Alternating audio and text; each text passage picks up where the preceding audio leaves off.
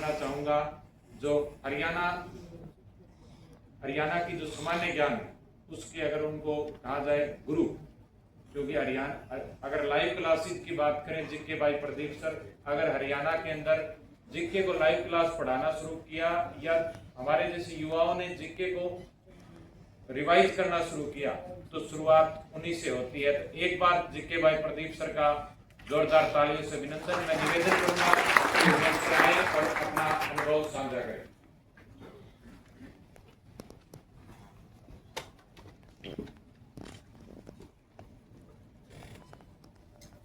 सबसे पहले गुरु जम्बेश्वर भगवान के लिए एक लाइन बोलना चाहता हूँ। गुरु जम्बेश्वर भगवान की ज्योति से नूर मिलता है, सबके दिल को सरूर मिलता है, और जो भी आता है मेरे गुरु जी के द्वार उसे कुछ ना कुछ जरूर मिलता है, उसे कुछ ना कुछ जरूर मिलता है।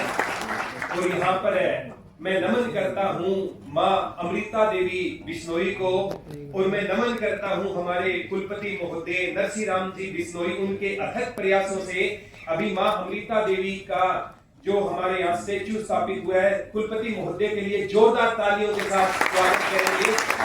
और सर के लिए मैं एक ही लाइन बोलना चाहता हूँ, कोई ना लगा सका उनके कद का अंदाजा, कोई ना लगा सका उनके कद का अंदाजा, वो आसमान था और सर झुकाकर चलता है, सर झुकाकर चलता है। और यहाँ पर मैं सबसे ज्यादा धन्यवाद करता हूँ रमेश जी बाबल व उनकी पूरी टीम का, जिन्होंने एक मंच पर इतने सभी जो उद्यमी है उनको इकट्ठा करने का काम किया। मैं सभी के लिए एक ही लाइन बोलना चाहता हूँ, हुनर होगा तो कदर होगी, हुनर होगा तो कदर होगी।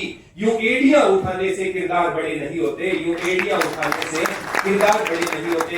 यहाँ पर आज हमने पहली बार जाना कि बिश्नोई समाज में भी इतने ज्यादा एंटरप्रेन्योर हैं और इतने ज्यादा उनको हम विश्व स्तर पर पहुंच चुके हैं। यहाँ पर आप देखना चाहो कि अलग अलग प्रोडक्ट लेकर, जैसे प्रवीण भाई आए हैं, बोला हनी का प्रोडक्ट उन्होंने खुद लॉन्च किया है, तो हम औरों से लेने की बजाय अपने समाज से लें तो और ज्यादा फायदा होगा। कंसिस्टेंसी थे, आए थे विदेशों में जाने के लिए, यानी पूरा समाज यहाँ पर आया है। खेलों के क्षेत्र में मैं तो अभी कहूंगा अर्जुन अवार्ड ही कहूंगा, क्योंकि बहुत जल्द अर्जुन अवार्ड मिलने वाला है। सर के लिए जोरदार तालियां हो जाए। तो इस मंच के माध्यम से यहाँ पर हमारे गुरुजन राम सिंह जी बेनीवाला सर के लिए जोरदार तालियों के साथ स्वागत करेंगे। इनसे मैंने अपने जीवन में बहुत सीखा है और मैं धन्यवाद करता हूँ संजय जी लांबा सर सरपंच साहब का। इन्होंने इतना सफल आयोजन बनाना के पीछे उनका बहुत बड़ा योगदान है। और मैं सर के लिए इतना ही कहना चाहता हूँ, Taj is famous for beauty, तो sir is famous for beauty, sir is famous for beauty. Rajiv ji Punia जो यहाँ पर अध्यक्ष पद पर है, उन्होंने भी बहुत अच्छे से व्यवस्थित प्रोग्राम को बनाने में बहुत उनकी भूमिका रही है। और मैं आपसे ना ज्यादा टाइम नहीं लूंगा, सिर्फ 2 मिनट बिजनेस पर बात करना चाहता हूँ। जब मैं कहूँ कि एक पकोड़े बेचने वाला आदमी जब भारत का सबसे धनी, एशिया के सबसे धनी में उनकी गिनती होती है, धीरू भाई अंबानी बन सकता है, तो आप क्यों नहीं बन सकते। 1932 में धीरू भाई अंबानी का जन्म हुआ। उनके पिता एक हीरालाल जी एक अध्यापक होते थे और घर में 4 बच्चे थे, तो उनकी वो पढ़ाई का खर्चा नहीं उठा पाए। तो धीरू भाई अंबानी जी ने एक बिजनेस की सोची और उन्होंने क्या किया, उनके गांव में एक मेला लगता था। मैं बताता हूँ बिजनेस की शुरुआत कैसे हो सकती है। गांव में मेला लगता था और एक परंपरा के अनुसार वहां पर हजारों लोग उस मेले में आया करते थे। तो वहां से उन्होंने सोचा कि ये आते हैं तो इनको भूख लगती होगी, तो उन्होंने एक पकोड़े की दुकान से अपना बिजनेस इस्टेब्लिश किया। और मैं बताना चाहता हूं, आजाद भारत का 1977 में पहला आईपीओ रिलायंस ने लॉन्च किया था, धीरू भाई अंबानी ने लॉन्च किया था। और उसमें के बाद उनका नाम अगर मैं बात करूं विश्व लेवल पर छाया था।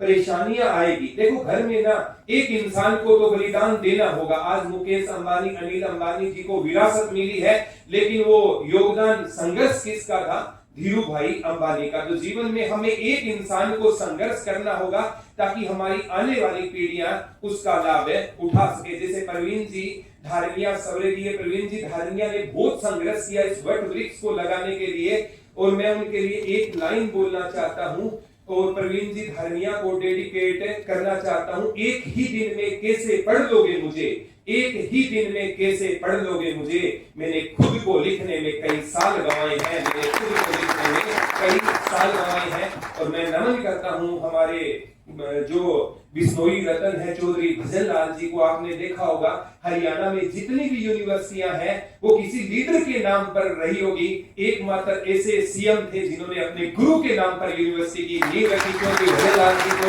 मैं नमन करता हूं और मैं उनके लिए एक लाइनें बोलना चाहता हूं, जो अंधेरों में भी लड़ता हुआ मिल जाएगा, जो अंधेरों में भी लड़ता हुआ मिल जाएगा, जो आंधियों में भी जलता हुआ मिल जाएगा, उस दिए से पूछ लेना चौधरी भजन लाल जी का पता मिल जाएगा, चौधरी भजन लाल जी का पता मिल जाएगा। और बिजनेस के आज के टाइम में मैं बताना चाहता हूँ, आप जितने भी बिजनेसमैन यहाँ आए हुए हैं, इसमें कहता हूँ एक शर्म की बात नहीं है आपको ना। मैं खुद एक टीचर हूँ, जीके भाई प्रदीप सर के नाम से चैनल है, लगभग 7.5 लाख बच्चे हमसे जुड़े हुए हैं, ऑनलाइन तैयारी कर रहे हैं। हमारा धुरीना एक है खुद का, लगभग 55 लाख बच्चे उस पर जुड़े हुए हैं। कॉम्पिटिटिव एग्जाम की हम तैयारी करवाते हैं। तो मैं कहना चाहता हूँ सोशल मीडिया का बिजनेस में यूज आपको बहुत अच्छे तरीके से आना चाहिए। सोशल मीडिया जैसे इंस्टा पे मैंने पीछे एक इनिशिएट शुरू किया था, इंस्टा पे 1.5 मिनट की रील आती है ना, उसमें मैंने बच्चों के लिए जॉब नोटिफिकेशन देना शुरू किया और बच्चों को उससे बहुत ज्यादा फायदा मिला। इस प्रकार से आप अपना जो भी प्रोडक्ट है उसको मेरे इंस्टाग्राम के थ्रू रीच करवा सकते हैं, फेसबुक के थ्रू रीच करवा सकते हैं। तो और यहाँ पर बिजनेस में 2 चीजें होती है, एक ब्लू मार्केट होती है, एक रेड मार्केट होती है। रेड मार्केट में ऑलरेडी है ना कंपटीशन ज्यादा होता है। तो मैं आपसे यही कहूंगा, क्योंकि आप तो ऑलरेडी इस्टेब्लिश कर चुके हो अपना बिजनेस, जो नए युवा साथी आए हुए हैं उनसे कहना चाहता हूं, एक ब्लू मार्केट होती है जिसमें कंपटीशन ना के बराबर है। अगर मैं बात करूं यहाँ पर आयुर्वेदिक प्रोडक्ट की, वो ब्लू मार्केट के तहत आते हैं। और कोई और जो ऑर्गेनिक प्रोडक्ट शुरू करना चाहता है तो बहुत जल्द है ना वो इसको, मतलब आने वाला टाइम है ना, भाग दौड़ भरी जिंदगी है और इसमें ना खान पान का हर किसी को ध्यान रखना चाहिए। अगर हमें ना ऑर्गेनिक इस स्कोप को अगर कोई उद्यमी आना चाहे तो वो बहुत जल्दी ग्रो कर सकता है। तो ज्यादा टाइम ना लेते हुए आप जितने भी समाज के प्रबुद्ध जन आए हुए हैं उनका दोबारा से मैं हृदय की गहराई से धन्यवाद करता हूं। और इतनी पवित्र हमारी यूनिवर्सिटी है गुरुजम्बेश्वर साइंस एंड टेक्नोलॉजी यूनिवर्सिटी, इसमें जब भी आप एंटर करोगे ना, एक हरियाली जो गुरुजम्बेश्वर भगवान ने आज से इतने साल पहले कहा था कि अगर पेड़ पौधे नहीं लगाए तो एक टाइम वो आएगा जो ग्लोबल वार्मिंग होगी। लेकिन इस यूनिवर्सिटी में मैं दावे के साथ कहता हूं, अगर बाहर टेम्परेचर 55 डिग्री सेल्सियस मिलेगा तो यहाँ पर 45 जरूर मिलेगा। इतने पेड़ पौधे हैं इस यूनिवर्सिटी में, पूरी मैनेजमेंट के लिए जोरदार तालियां हो जाए।